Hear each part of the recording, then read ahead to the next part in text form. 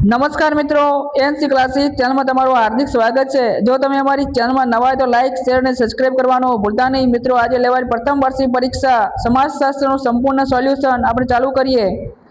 સામાજિક તથ્યોનો ખ્યાલ કોને આપ્યો હતો? તો એમાં એ આવશે ઇમાલ દુર્ગીમ।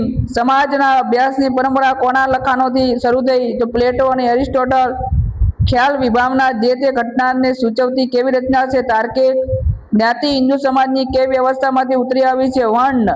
નીચેનામાંથી કયું જૂથ શાળાનું ઉપજૂથ નથી? તો ગામડું।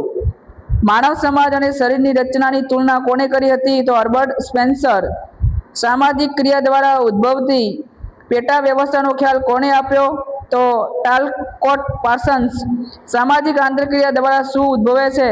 સામાજિક સંબંધો। કયા જૂથમાં પ્રત્યક્ષ સહકાર કેન્દ્ર સ્થાને છે? તો પ્રાથમિક। મજૂરો અને માલિક વચ્ચેનો સંઘર્ષ કયા પ્રકારની આંતરક્રિયા છે? પ્રત્યક્ષ સંઘર્ષ। વિભાગ બી મિત્રો, કાર્લ માર્ક્સે લખેલા પુસ્તકનું નામ? તો દાસ કેપિટલ। સમાજશાસ્ત્રના મૂળભૂત ખ્યાલો કયા કયા છે? સમાજ, સમૂહ, દરજ્જો, સામાજિક ભૂમિકા વગેરે આવશે। ધ્યેય પ્રાપ્તિની સમસ્યા કઈ સંસ્થા દ્વારા હલ થાય છે? તો રાજ્ય સંસ્થા।